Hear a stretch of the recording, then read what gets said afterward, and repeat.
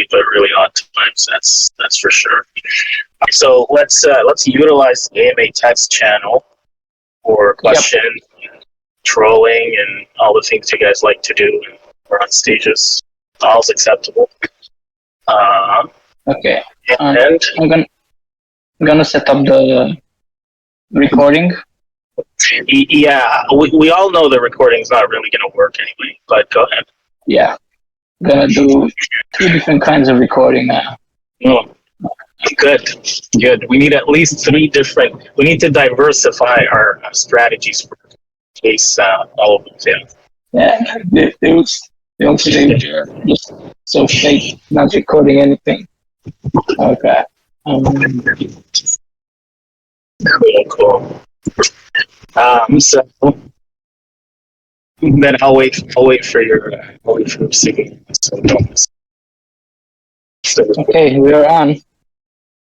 Good. Welcome everybody to another episode of What's Going On with Enigma. So we'll start with a few updates. First of all, big round of applause for NFTmmAAXXii here. Just been promoted to our marketing strategist. I know this is a much anticipated role at Enigma.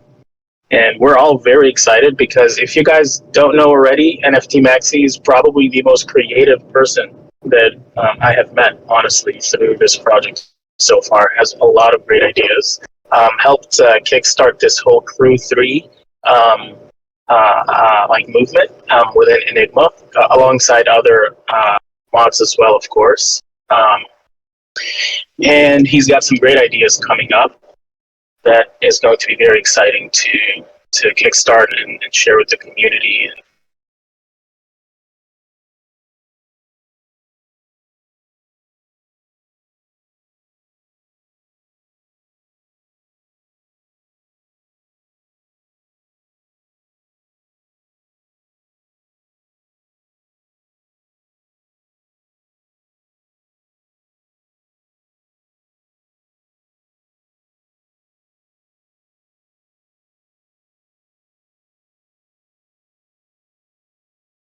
That's something we need for such a complicated concept as Enigma. I think it's been over a year since the inception and the launch of Enigma. Maybe until this day, some are still asking, "What is Enigma?" So hopefully, also some consistent effort to maintain a very simple message as we reach out to other projects and join other spaces and talk about all the great things that we've done during this downturn, this potentially extended downturn, so that people can really see which projects have been building and have been moving forward during really rough times. I think without a doubt, we qualify as one of those few. So those are the 2 kind of updates from our team in terms of new people, new positions, expectations, and we're hoping that where we're going to go with this is create a structured foundation for outreach and PR and marketing, and the pivotal point is that it's consistent. So there's that. In the same vein, I think we're all expecting merchandise, and we've actually made quite the progress with merchandise. And it should be very soon added to our new website, which very soon should be launched. I know a lot of people are questioning. I think I've read a few really funny comments in the main chat about when the website's gonna be ready, and some people saying 1 year or something, which you're kind of accurate. NFTmmAAXXii, when was Enigma's birthday? Wasn't it recent? Yes, it was November 2nd. November 2nd. No, 12th. No, sorry, 12th. Yeah, 12th. It's November 12th, so I mean, happy belated birthday to all of us, right?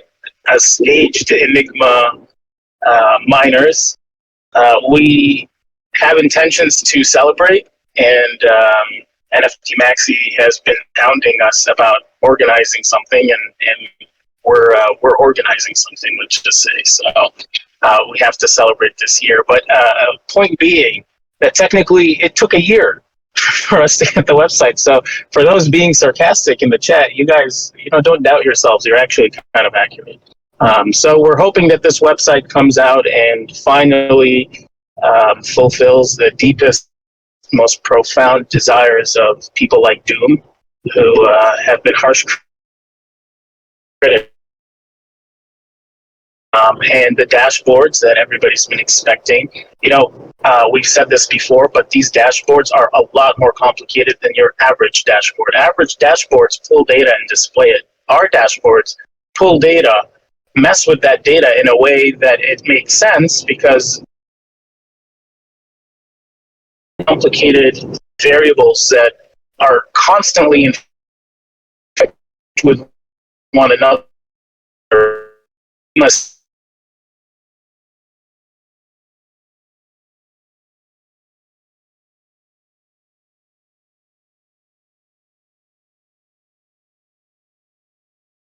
own a dashboard that just kind of displays very simple metrics, but they're not going to be accurate. So we wanted to do it right. That's the excuse, but also a timely manner is always a challenge. So anyway, so the dashboard will be split into two if we haven't already talked about it. Just by the way of review, the first dashboard is going to focus on Enigma in general. So like, what is the total output of Enigma? And it's also categorical data, because it lists like, our L7s, and then our Bitcoin ASICs, and then our Kadena ASICs. So it's granular in that sense, split into those categories. And then it estimates the total output of Enigma per cycle, right? So rewards produced per cycle, but in Bitcoin value. And we talked about why in the past. So, and then the second dashboard is the individualized dashboard that you should expect, which will read your wallet and then reconcile all of the different variables. So like your boosts, your time staked, blah, blah, blah, and then spit something out on the display only when you connect your wallet, of course, on the website, and then give you some legible data points that make sense and are accurate, which is the most important part. So the ETA on the website, again, take it with a grain of salt, but honestly, it's that everything is pretty much done. The only thing missing right now is integrating the APIs that have taken a while to actually write. So Shub is hard at work doing that. They're integrating it at this very moment. We expected it to be done tomorrow, but it looks like it's probably going to be pushed until Sunday. So the runway is closing up. We're about to hit the finish line.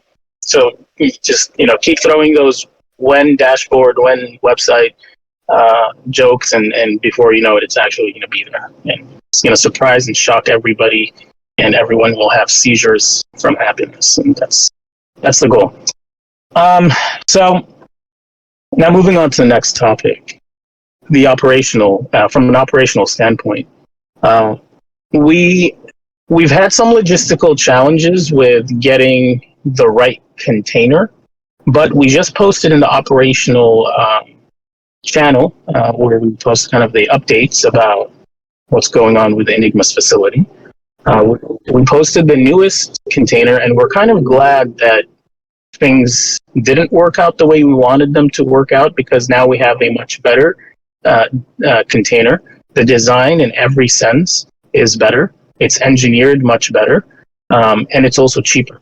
So that's a Giga container. The amount of air that flows through it and out is more than you need for the amount of miners we'll have in there. So we're going to have very happy miners, essentially. And that's good, because the container we're using right now has actually surpassed our expectations, right? We were going to get an ant box as the third container.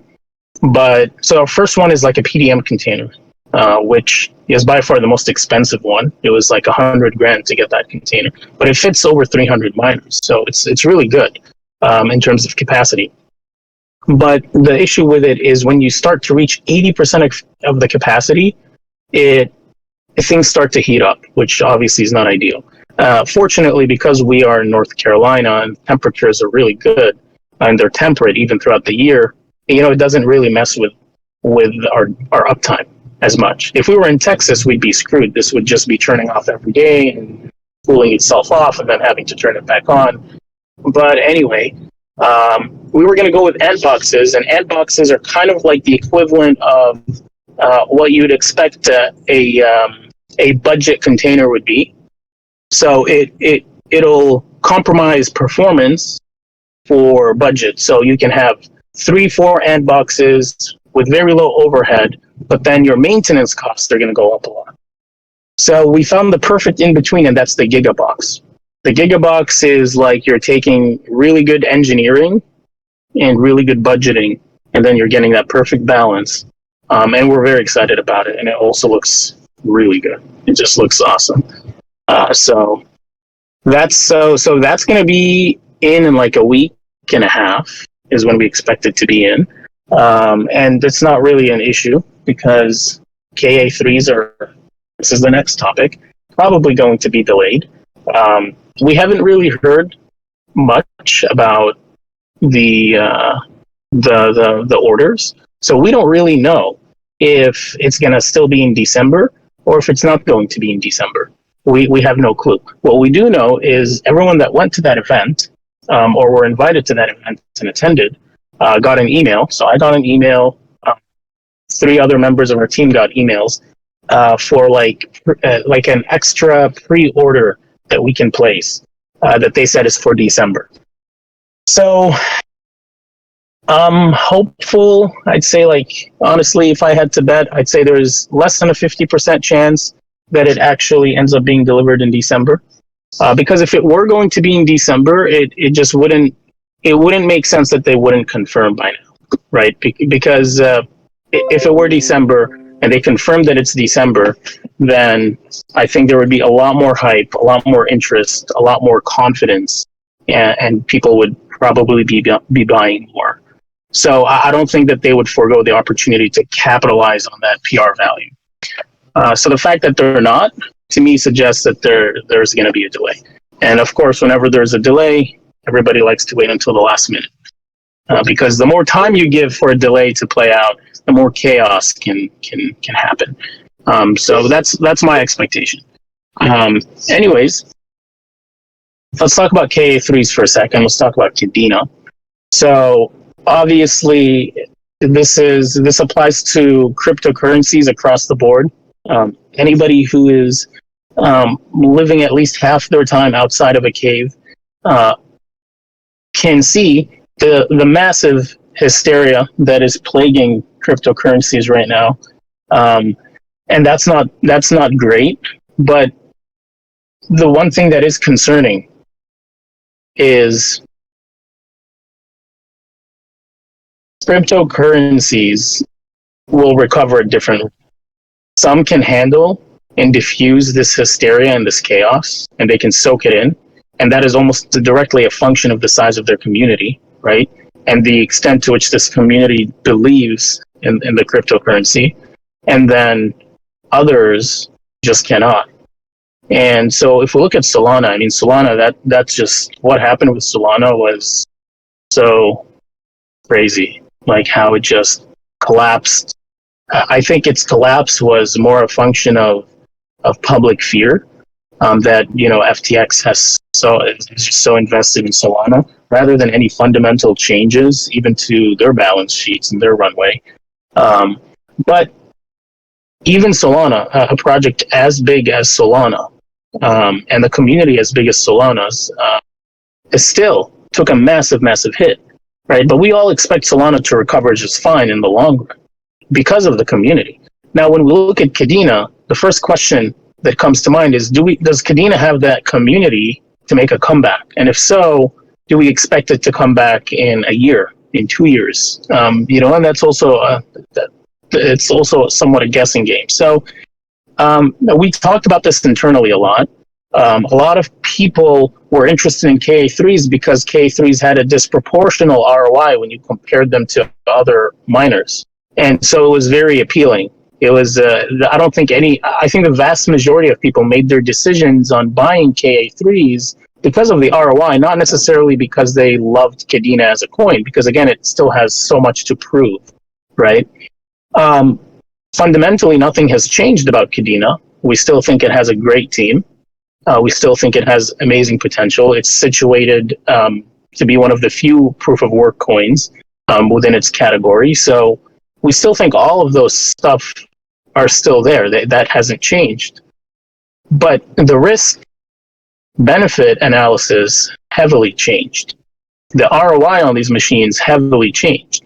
And then based on so if Kadena stayed exactly where it was a month ago and it didn't move down, then the only concern we would have when KA3s are released is the dilution of hash rates affecting the ROI. So like if the hash rate of Kadena in total doubled, then you'd expect the ROI to double, right? Just, simple arithmetic. It's more nuanced than that, but just like if you had 10 miners, now you have 20 miners, okay? Now you expect each miner to be getting half of what it did before, right? Assuming that the transactions volume doesn't change, right? So that was the only factor in question. How many KA3s will be sold? And we know each KA3 is equivalent to 4 miners or 5 miners, right?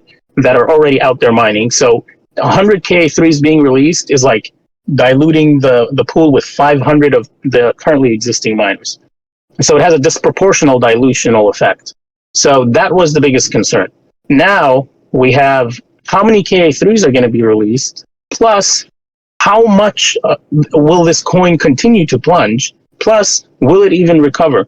Because if you look at some of the trends of these coins, a lot of them dip violently and recover violently. But there is also another type of coin that dips violently and recovers very softly, and then dips violently and then recovers very softly. And Kadena is just kind of exhibiting that sort of characteristic, which suggests that it doesn't have enough volume in the market, which is a function of the size of its community.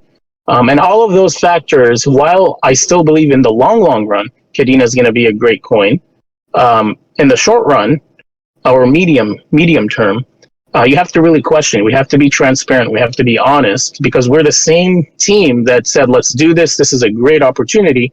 We also have to come out and say, okay, things have changed. We have new observations, and we have some reservations that we have to share with the community. And then it's your decision. In the end, I don't care that you can say, I don't care that this is the current state of Kadena. I still think I'm still in it for the long-term potential.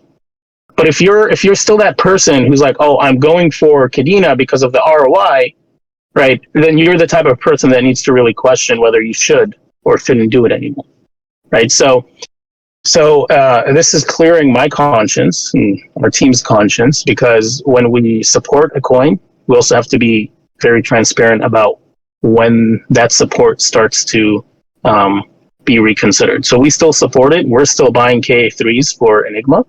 But again, Enigma can handle making suboptimal decisions. But if you're a person who's spending your entire savings or your money to buy KA3s and host them with us, you should know, you may not be able to handle like 6 months or 12 months of losses, So just keep that in mind.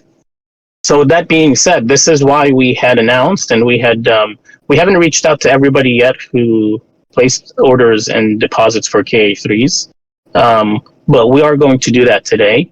But we were going to reach out and give everybody an option. The option is they stick with a KA3, which is totally fine. A few people have already said they want to do that. 2 is you can switch to a Bitcoin miner or an L7 for Doge and Litecoin mining. And 3, we're trying our best, but this one is probably very unlikely, but we're trying our best to see if maybe there's like a refund or a partial refund. But again, we paid a deposit. The good thing is, with the deposit, as long as we buy at least 15 KA3s, which we are anyway, we don't lose the deposit. The deposit just applies to the cost of that order. So we can still switch orders to other miners, but whether we can back out of the entire deal and get refunds, I'm not entirely sure. We haven't even brought that discussion up yet. So this is more of just kind of reconsider your options if you want. You still have an opportunity to reconsider. We would still be buying L7s from Bitmain. We'd still be buying those S19s from Bitmain. There are S19 Pros, like what we have right now, which, next year, they're going to be less competitive, but they're still profitable. And then there's S19 XPs, and then there's the hydros. The hydros we wouldn't recommend because you'd need an actual like a hydro equipped container, hydro like water cooling, which we don't have, and we're not really planning on doing because it's very, very power intensive. But XPs are the best if you're interested in switching to Bitcoin, but they're expensive. They're like in the realm of 5 to 6.5K for 145 terahashes. Somewhere around there. So you're paying more per terahash, but then you're going to be more competitive for a longer period of time. But of course, the best option probably is S19 Pros right now, just because they're much cheaper and you get them at a much lower cost. You enter at a lower cost and you can mine Bitcoin for probably at least 2+ years, profitably at least like 2 years. So there's that. L7s are selling for between 9,000 and 400 to 11,000, and it fluctuates like crazy. So just 2 days ago, they were like 9,800. Now they're 10,200. They'll just keep fluctuating. So probably the price point that you want to have in mind is 10,000 if you're looking to switch to an L7, or buy an L7 and host it. Now, if you don't have enough, because K3s were cheaper, if you don't have enough, you can always pool your buy with someone else, and then you and the other client would just split proportional to their capital in the purchase. And that's a very easy thing to do. And we have a few people who are doing it. So that's the update on the K3s and kind of the situation with the delivery, the situation with switching your orders. And we'll just keep you updated through email as well. So what else? NFTmmAAXXii. Is there something that I need to cover? There's a few questions in the text, like about security, and we're still having the security question. Hold on, I'll take a look at it. One second.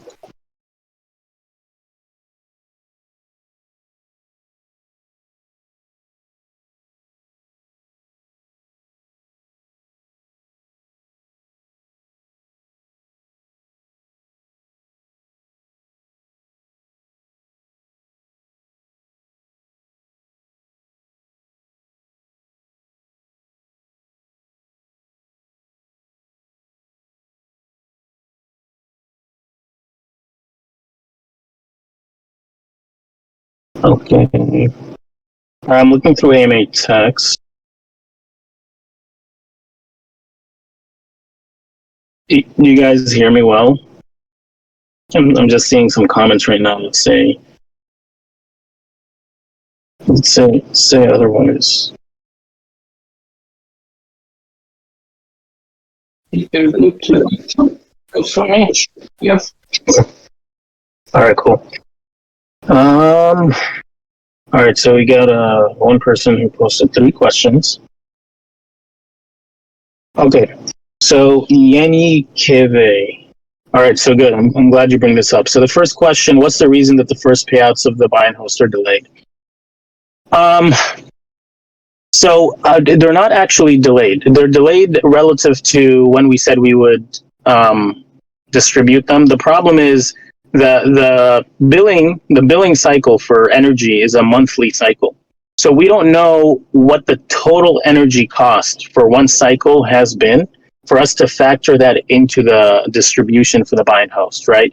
But what we decided we're going to do, and the reason we said we're going to pay out tonight, is we decided we're going to actually split the payout into 2 phases. There's going to be the first 2-week phase and then the second 2-week phase. The first 2-week phase is going to pay out with an assumed cost of energy of 5 cents a kilowatt hour. So that's what we're going to assume. We're going to assume that that first 2 weeks, or the actual cost of this mining cycle in terms of energy is 5 cents. Now, 5 cents is higher than what it'll actually come out to be. So when we calculate it for the second payout, we will compensate for the difference and add it to the second payout. You see what I'm saying?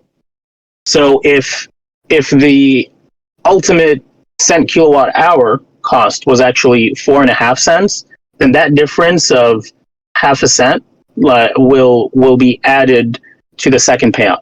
So that way we can pay out more frequently, so people don't have to wait 4 weeks, and then that way we can also be as accurate as possible with our payments, so that if we undercorrected, then we can overcorrect in the second payout.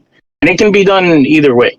So we can also end up doing this every week as well. So like every week we can pay out a quarter of what the client's mined, right, at a 5 cent average assumption, and then we can pay the second quarter and the third quarter, and then the fourth quarter or the fourth week. That's when we know exactly what the average cost was, and then we correct for the differences. That's only going to be useful, like paying out as frequently as every week, if you really have enough Bitcoin miners that you're mining with. So like if you have one Bitcoin miner, it's probably not worth it for you to get it every week. So that's kind of the rationale. So for this first cycle, we're not taking any cut. So we're going to forego the actual Enigma cut and the team cut, like the 19.4% of profit. We're not going to factor it in for this first cycle. And then we'll just start doing it as expected the next cycle. So far the Buy&Host have mined for about 14 days, so almost exactly 2 weeks. The real start date was November 1, so kind of actually like 15 days. So you'll probably see a payout that is equivalent to a little bit less than half of what you should get the second week, or the second half of the cycle, sorry. So that's the answer. So any updates from the meeting with Bitmain? I think we kind of covered that. There were really no fruitful updates. It kind of felt like an event where they were just kind of trying to sell and find people to buy, and it didn't really feel, at least per Steven's impression there too, is it just felt like, you're going to a sales pitch. Is it possible to keep an info board monthly with things as converted crypto to fiat?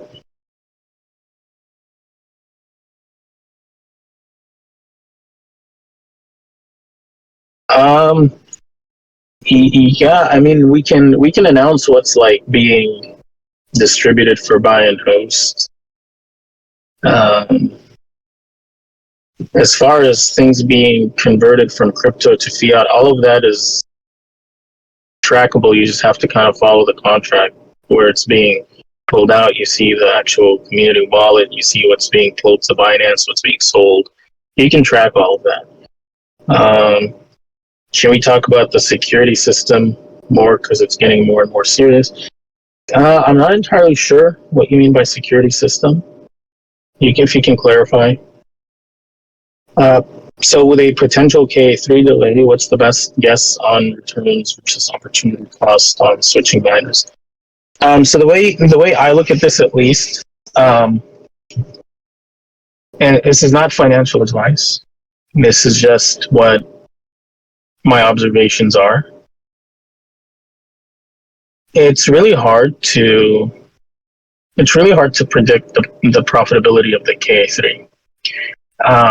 It's really hard to predict also the opportunity cost of waiting for KA3s, because if KA3s don't end up, delivering until January, February, or March, who knows, right?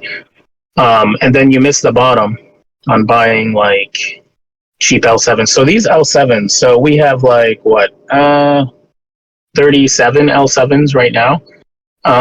That's at the current prices, that's like $400,000 worth of L7s.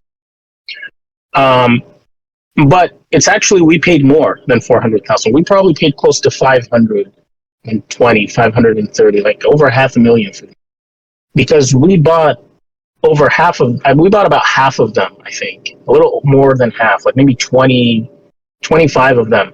We bought them at a much higher price point because we bought them 6 months ago, right? So we bought them at like 25,000. So they're expensive. They were very expensive. L7s were trading almost at 27K at its peak at some point, maybe more actually, maybe at 29K at its peak. I think I've even seen it in like 32, 33K an L7. Now they're $10,000. If something miraculous happens in the next 3 to 4 months, suddenly we're recovering and interest rates are coming down, and we see a second report where inflation is coming down, everybody's happy, and we start to trend back up, and we almost dodge the recession for now, then we could probably see secondary risk assets like crypto just starting to go back to trends they were before. So, and especially if we see like Dogecoin actually getting integrated into this digital Twitter economy that Elon Musk is talking about all the time, and how he wants to. So I didn't read too much into this, but I was planning on reading more into it. But I believe there's been some filing or motion to actually enable Twitter to be a transactional e-commerce medium, so that it's actually almost like a digital economy, not just a social economy, where people can transact with crypto. And probably everybody's assumption is Dogecoin, but of course we can't just bet 100% that it's going to be Dogecoin. But it's like that's the expectation. If that does happen, then I mean you can imagine that Dogecoin would probably moon. It would probably be very expensive. And if Dogecoin hits 20 cents, then these L7s are definitely going to be at least 15K. So just 3 weeks ago or 2 weeks ago, when Dogecoin was 15 cents for like 3 days, it was just like 15 cents for like 2 days. The L7s went from $9,200 to 15,000 in 2 days. And 100 of these L7s sold out from one of our suppliers. They had 100, and all 100 were sold out during our negotiations. So that can happen quickly. So that's the opportunity cost of just waiting and waiting and waiting, right? Is that you can miss out on buying the bottoms of other equipment. So my like opinion is you need to weigh out what the reasons behind wanting to mine with a K3 is, and then check that against reality right now, and then ask yourself, if the reality became true in 3 months, is it still acceptable? And if the answer is no, I would hope that in 3 months it would be even better. Then you need to question whether that's realistic or not. So that's it really comes down to a personal preference. K3s can be a great long-term play, or they can be a massive opportunity cost. So, and I don't think there's like a better option. That's why with Enigma, we're hedging, right? We have Dogecoin, we're going to get K3s, but we have a lot more Dogecoin miners because we just think the upside for Dogecoin is a lot more obvious than the upside for Kadena. We're also mining Kadena, like we have like 600 terahashes right now. There's another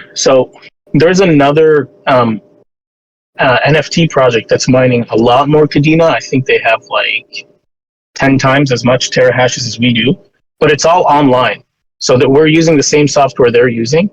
And fortunately, we were going to go even deeper into Kadena mining with Hashfrog. We're going to get 6,000 terahashes. Like we're going to put over 100K in doing that, like what the other project's doing. But hang out. So it's now they're in Kadena.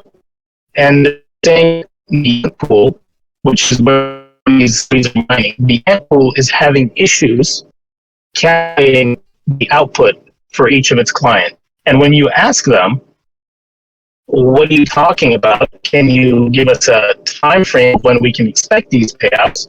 They're like, oh no, we don't have a time frame. This is all in the hands of Apple.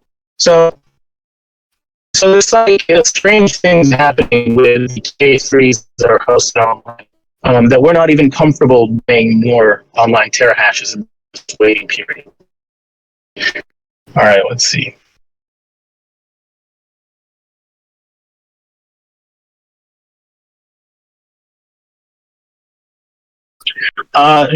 Shono, will we have to do anything or taking them again? No, nothing, because your stake is already, on the contract. So the whole site doesn't change it.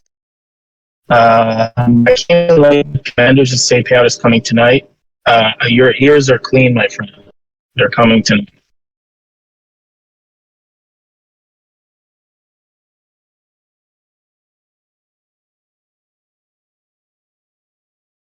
Isn't a fixed moment for payouts not better to ensure a 100% guaranteed payout?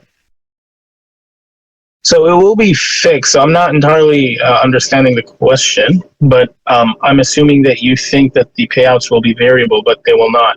So we will do a 14-day payout and then a 30-day payout. So 2 weeks and then the next 2 weeks.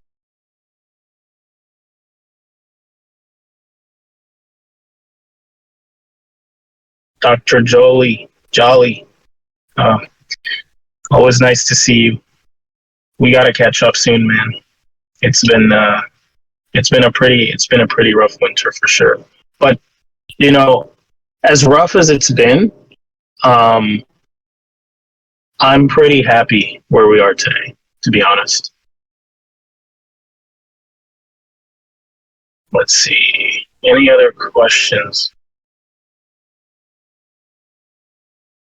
So we use a ledger. We use a ledger for the Enigma wallet where the coins are. It's not like online.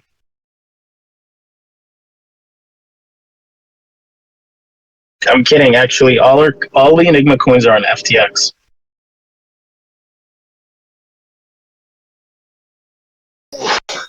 That was a joke that did not land. Maybe, I don't know. I think it landed. All right. But there was this project I was reading about recently that apparently had lost like what 20 million. I forget what it was called. I read the headlines. They lost like 20 million with the whole FTX thing. I think that was the headline, and then they never disclosed it to their community because they didn't know what to do.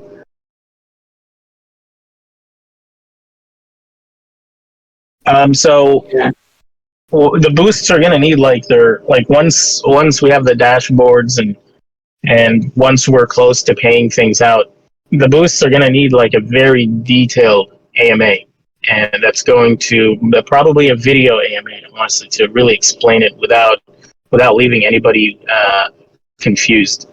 Because it's really confusing. It's like one of those concepts that jump into your head and then just jump back out as soon as the next day.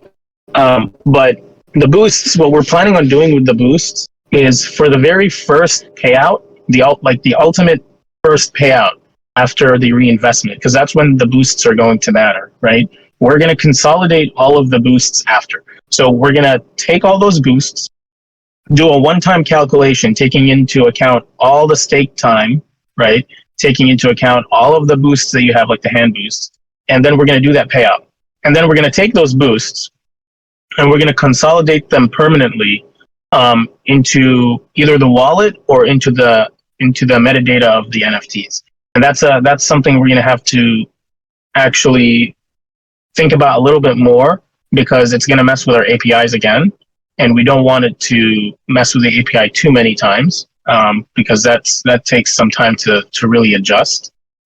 So the goal is, what you need to understand, the goal is that everybody who has these boosts, everybody who has, because to get these hand boosts, you would have needed to qualify based on how long you've been staked, right? So we're going to find a way to after the first payout. The first payout will go exactly as everyone expects, with the hand boosts, all of that multiplied into a product, basically a boost to your total hash rate. That's the product of all your boosts, and it's going to pay out regularly like that.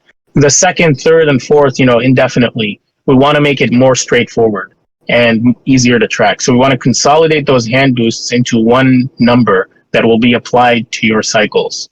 And so that's the ultimate vision, so that it's not so confusing that when we're explaining this to new people, we have, the baseline boost, depending if it's a worker or a novice or an expert. And then we also have the time factor, and then we also have the hand boosts. Then it gets so confusing for people. So we want to ultimately consider,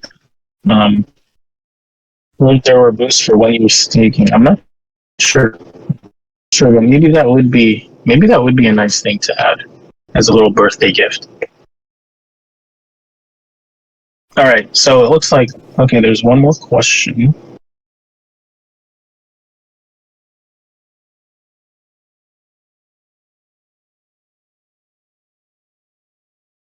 Does each Buy&Host miner have its own unique production, or are mine tokens pooled and distributed proportionally to Buy&Host based upon hash rate? So actually, that's a great question. And it's the latter. And here's the reason why it's the latter.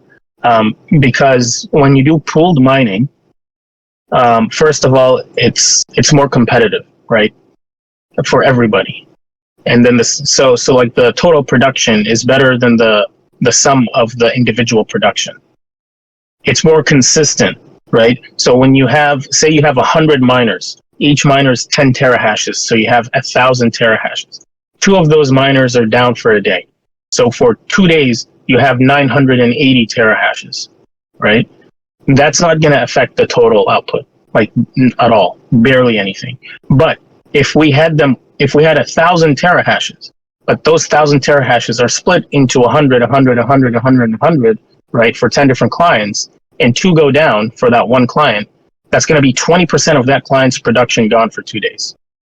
So it's like thinking about it as kind of a collective community effort where you all boost each other's hash rates and dull the downtime or diffuse the downtime, versus each person on their own. And if one guy gets or girl gets a shitty S19, then they're screwed, and they have to go through the process of fixing it themselves. Now, some of you might say that's not fair, but if it happened to you, you would also say that's not fair. So our goal is to look at these Buy&Host. Each person has their own Buy&Host miner that has its own ID that belongs to them, that they can pull out and take at any point in time. And we're going to send people the IDs of their actual miners so they know which miners are theirs, right? But when they're mining, we're taking the collective pooled hash rate and we're distributing relative to the number of miners you have. So that way, everybody owns their own miners and everybody's uptime is as high, as maximal as possible. And so that's how it works. I don't know if that made perfect sense to you guys, but yeah, it's.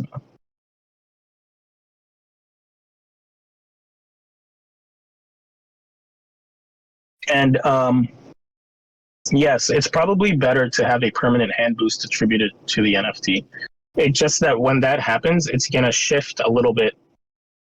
It's going to shift the relative hash rates of NFTs to one another. And we've already thought about it, and it makes sense, and it can be done. It just, we have to say that we're going to do it and then actually do it. And until we get to that point, I just don't want to confirm anything. But that's like the most likely outcome.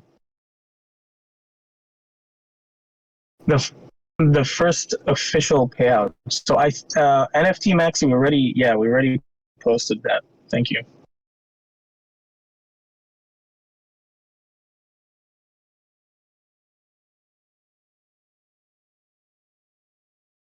Okay, I'm just gonna look through the. But that's still a good question. Will it be converted or will it be in the mine tokens? Like the second part of the question. So the best thing to do, honestly, is to distribute in the native tokens themselves, because you don't really lose. You don't really lose on getting it in the native token and then converting it yourself. But when we mass convert it, then there are losses to that transaction.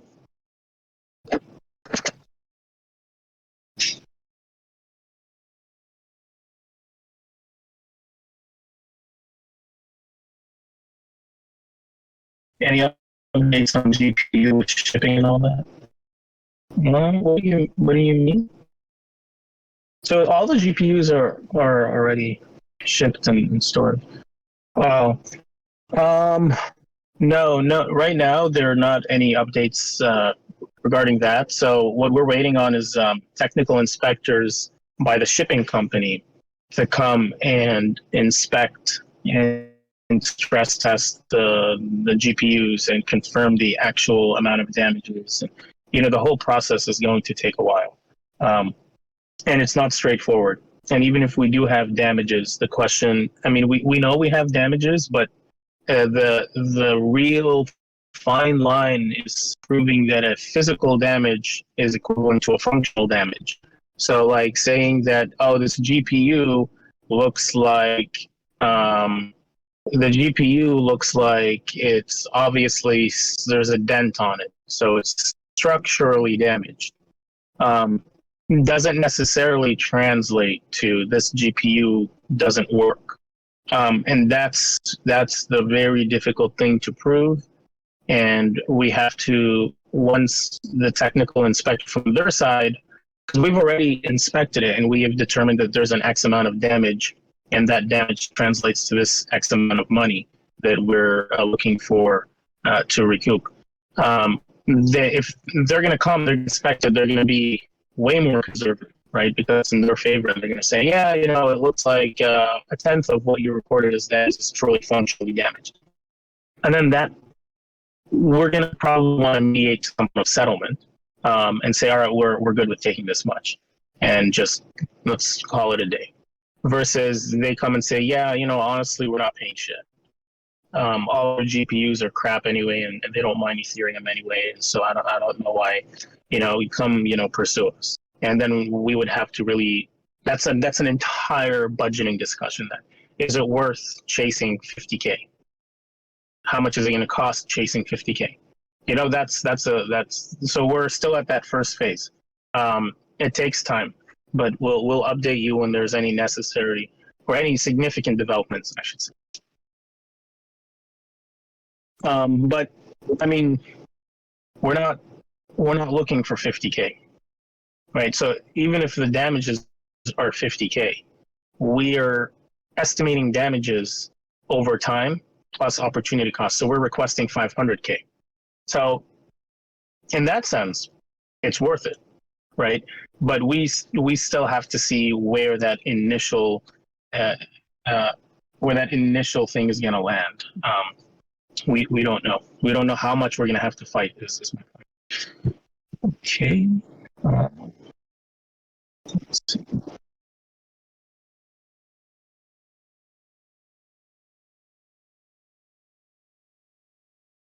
Any other question?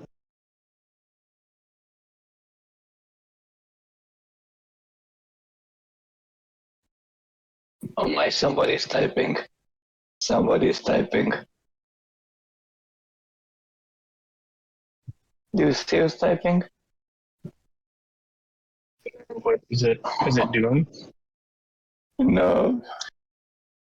Okay, he just said no. Okay.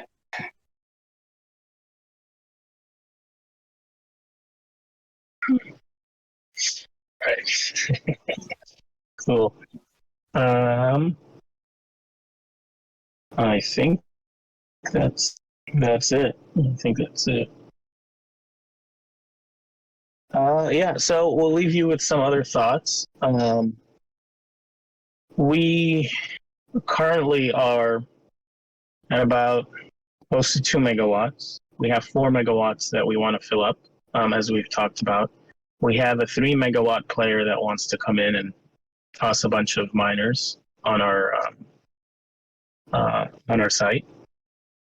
We are leaning towards saying yes because we have found 3 new satellite locations where we would like to set up containers. These containers are actually super exciting because we're equipping them with an ability to harness renewable energy that no one's really thought about doing. And I'm not talking about like carbon capture or like mitigation of like flares from oil drilling or whatever. We're talking something a lot more interesting than that. We will probably release a short light paper on the strategy that we're going to utilize in those 3 locations, and I think it's a complete sleeper. We just finished running the math on it and the numbers, and we reached out to the people who wrote the paper from Purdue University. And they're interested in helping mentor this process because it takes a little bit of engineering and chemistry, but the engineering part has already been sealed since like 1980s. They've already developed those generators, and they have a massive company right now that sells those generators too. But it's super cool, renewable, reduces carbon footprint, allows us to get to sell carbon credits. Our cent kilowatt hour is going to be, when all costs included, about 2.5 cents the first year, and then it drops to about 1 cent every year after. So that's kind of what we're super excited about, and I think if we're able to set that up, then we can move Enigma's miners into those new setup. And then imagine, so just think of it this way. Right now, each S19 mines like $5.40 a day. Okay, that's great. $5.40 a day is not bad. So if you have 10 miners, you're mining about $54 a day. But with 6 cents, so like the average energy is like 6.5 to 7 cents. Let's just say 6 cents. With 6 cents, you're only keeping $1.50 a day from that $5.40. I mean, at the current Bitcoin price, obviously it's really shitty. 6 months ago, that was like $7 in profit a day, which is really, really good. But it's $1.50 at Bitcoin prices today. That's with 6 cents. With 1 cent, you're keeping like $4.80 a day at the bottom of the Bitcoin price. So it's kind of crazy what you can do and how much you can make when you reduce the cost of energy. It's literally like 75%. Like at the current price of Bitcoin right now, if you don't know, anywhere from 65 to 75% of everything that's mined is just going to cost. That's crazy. And that's at 6 cents. There are people mining right now at 8.5 cents. There's an NFT mining project that decided to go with a different host over us, and they're paying 8.5 cents, guaranteed making $0. So it's a crazy time, and we're expecting Bitcoin to drop to 12K before we call it a bottom, right? Somewhere in the 11 to 13K region. So I mean, 8.5 cents not making money. When it drops to 11K, 6.5 cents are not making money. So it's getting super tight. Not a lot of people can continue mining like we can. So, and with this new type of technology to mine, it could drop to $2,000. Like it's still profitable. So, anyways, that's all for now. Yeah, that's all for now. So, any other questions, concerns? Perfect. All right, then I think it's a good time to wrap it up. NFTmmAAXXii, do you agree? Anything to touch on? Well, there is this one thing maybe to mention, but I don't know if you want to talk about it. Is it the 3? Yeah. So, I mean, do I really need to touch on the IC? Yeah. I mean, no. who's gonna buy it? Yeah. Like people are scared to buy Solana. Imagine a world where people are scared to buy what used to be like the third, fourth largest altcoin. Yeah, makes sense. Makes sense. Not the time. Yeah. Well, Um, so Enigma is definitely going to get like 100% getting KA3s on the first batch. Like I say 100%. The quantity is the debatable aspect. So like right now we have orders for 45 KA3s, if I remember. 45 KA3s. Are we going to get 45 KA3s? I don't know. I know we'll definitely get at least like 20. But we'll see. And nothing's 100%. And again, like if Kadena's price is 40 cents, or 50 cents, I almost doubt that they're going to actually release them at that price point. Because as soon as you release the KA3s, I guarantee you, okay, I will give up a limb from my body. I'll give up maybe like my small toe, but I guarantee you, once they release KA3s, Kadena will dip even more. So if they release it at 90 cents, expect Kadena to drop to 70 cents. So right now we're mining like 600 terahashes in Kadena.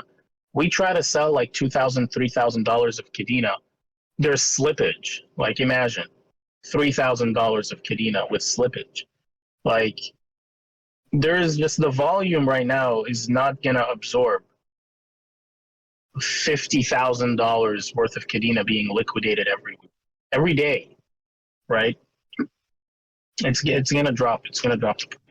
So, and when we talk to Bitmain, they keep saying their number one concern is making sure that Kadena is healthy. So they want to release just enough so that it doesn't affect Kadena that much. And if that's truly their concern, then what they're going to have to do is analyze the volume on the market and then make a decision based on that. And if you analyze the volume on the market, you're going to realize that there's not that much space to release a ton of KA3s.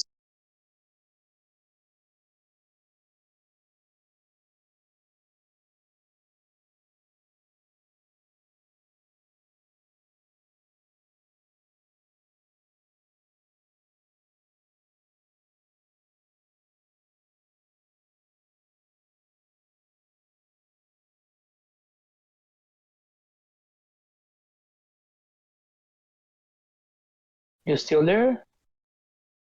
Yeah, I'm right here. Okay. All right. Let's see.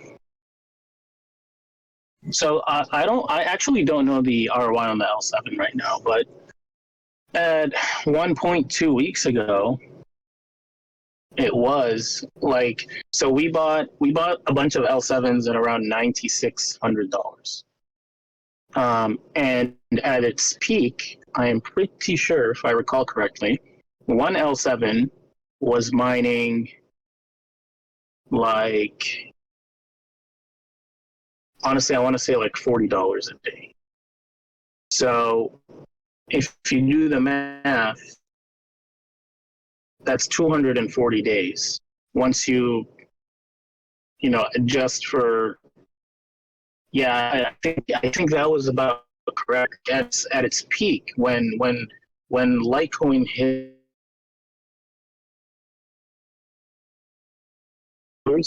and Dogecoin was like 14, 15 cents.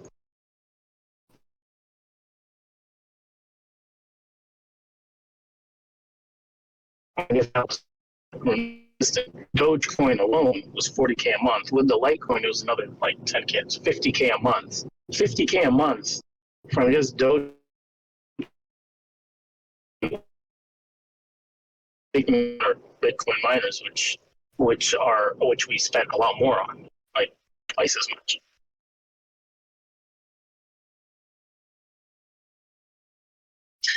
No, so our priority will be to fulfill the orders on the Buy&Host and then Enigma, because again, we are not 100% for Enigma that we're going to need that many. So like for Enigma, we were looking at 10K3s, and that's about it.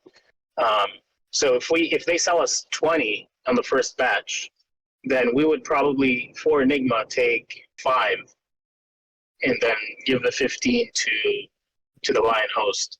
That's probably what we would do, because we're not fully sold on actually running the, like right now. We just discussed this yesterday.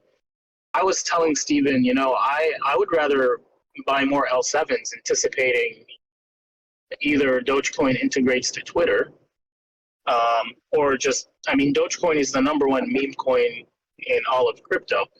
It's either going to recover in the bull market just by way of like volume returning, and that's going to make it recover. And it peaked at like 80 cents. I mean, if Dogecoin was 80 cents in a bull market, we would be mining per month like $200,000 just in Dogecoin, and that's crazy, right? So, and if it gets integrated into Twitter, then that's even better, right? So, like, the upside on Dogecoin, when I'm thinking about Enigma's community, is way higher than a KA3, right? Because what's like, if Kadena moons for whatever reason, it's not going to do it now. It's going to do it in a bull market, and in a bull market, Dogecoin will moon too anyway, right? But in non-bull market, only Dogecoin has the potential to moon because it would get integrated into Twitter. So that's my thesis. There are two hypotheses where Dogecoin wins, and in Kadena there's only one. And that's not a problem, because that hypothesis that exists for Kadena exists for all the other coins as well. So there's just more upside with Dogecoin at a community level.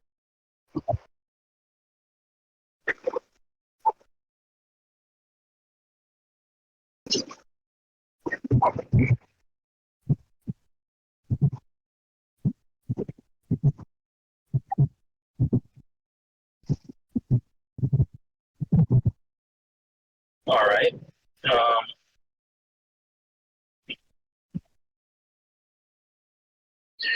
So regarding your follow-up question, Willie, that's true, but also like the money for Enigma is technically people's personal money as well, to an extent. So I mean, it's really gonna depend. Like, if we decide that we're not going to get any K3s for Enigma, which is a very likely possibility, then yes, everything would go to Buy&Host. Whereas if we do decide, then I think it is fair that Enigma gets 25% at least of what's allowable in the first batch, because there are people who don't have Buy&Host, who bought these NFTs and want to mine Kadena as well. So 75% of everything we get in the first batch going to Buy&Host, I think, is a pretty good compromise. I mean, I could see both sides of the argument, but again, I personally would prefer L7s for Enigma. I think Steven would as well. So I don't think it's going to be a problem. And then we're also going to have to think about, like, how long are we talking for the second batch? How big is the first batch? Like, if the first batch can cover all the Buy&Host, then we'll probably say, let's just close it up. Let's just close the deal now. Like, let's just give everybody their Buy&Host orders, and just not have to worry about them. But if it's not going to, then it's another discussion. But again, like, everybody knows that delays were a possibility. So it's not like this would have been something that people didn't expect at the time that they purchased. But yeah. And then there's also the question of, like, there's some people who ordered 5K3s, some people ordered 1K. Does it make more sense to give the person who ordered 5 2, or give them 1 and give the other person 1? So, like, at the end of the day, it's all comes down to common sense and expectations, and we'll probably have to balance that and see, depending on what we need. Yeah, and I agree with you. Like I said, it's common sense. I agree with it.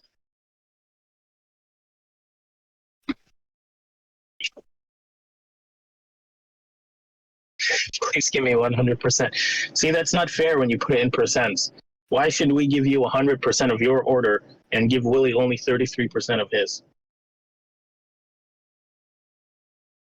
Just philosophy is just so sophisticated.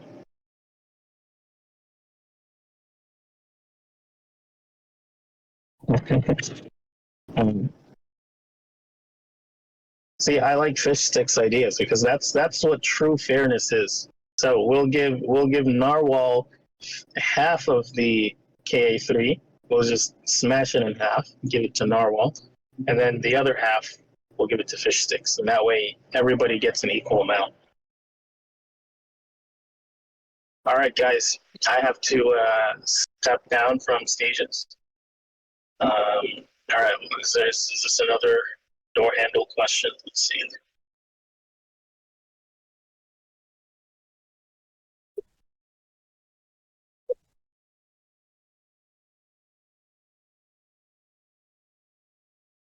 All right, I'm gonna check main chat. Let's see. We have rooster stock on main chat. I don't know if you hear the roosters right now. What? Roosters? Yeah, man, it's 5 a.m. So they wake you up. You have roosters in your back your back? Man. Yeah, it's wild in here. Roosters are great. They're like natural alarm clocks. Yep. I just wonder why why do you think, I'm sure there's a science behind it. I don't want to keep everybody here trying to figure out why roosters can always around 5 a.m. You know, I feel like Dr. Jolly would know. I feel like he would know that random fact. Do you know NFTmmAAXXii? This may be a factor of light and such. Sunshine coming up. Dude, that's not a bad thought, because when light hits your retina and your eye, it sends signals to a part of your brain. So I wonder if like roosters have that like connection from the eye to like a really annoying part in their brain that just alarms. Yep. It's territorial. There we go. We're getting the expert answer right now. I will never doubt anything that Dr. Jolie says. If he tells me they do it because it's like they're getting ready for a long sexual ritual, I'd say, damn, those roosters are badass. I wouldn't even think twice. What's thinking on roosters, dude? Honestly, you can attach an ROI to almost everything. Like that's the right way to think. Like when you're just walking in the park with your wife, fiance, girlfriend, boyfriend, and you look at a tree, you look at a lake, you just ask yourself, look, if I bought this right now, what is the ROI on this rock? What can I do with it? The world just opens up to you. Oh yeah, do you know what's his name now? Oh my, I forgot his name. Gary Vaynerchuk. He has this question: what's the ROI of your mother? See, I hate that guy from the deepest part of my heart. Okay, alright. I think it's interesting. I want to understand why people shit on certain people in the space and not others. Like, if you want to look at value vacuums that were created in the space, look no further than Gary Vee. Like, let's be real. Like, look, you don't need to look like just like there's enough content with what Gary Vee hasn't done through everything that he's done that you can spend just a millennia trying to talk about worthless all those things were for the space. Like where is it? Everybody in the beginning was saying, oh, he's bringing mainstream, he's bringing volume, he's bringing attention. Okay, where is it? Where is it? Because all I see are people's drained pockets and zero utility and really ugly fucking art. All right. Rant over. Rant over. All right, people know me. People know that I will go on a tangent for a while. I actually want to check out their floor price now on series 2. I had one of these. Oh, okay. Yeah, I guess it's good I sold. Because what? It's good I sold. It lost like 70% or something. Oh yeah, dude. Yeah. Well, all right, guys and girls. Thank you for me. Oh, look, MZ showed up. MZ. And MZ's probably outside right now collecting rocks and trying to sell it to his neighbor. He can probably sell milk to a cow, MZ. Like, guaranteed. He could probably sell to Gary Vee some NFTs. He can, Gary Vee. MZ would show up to Gary Vee's garage sale and sell him shit. Right, like sell his own shoes. Like Gary's shoes.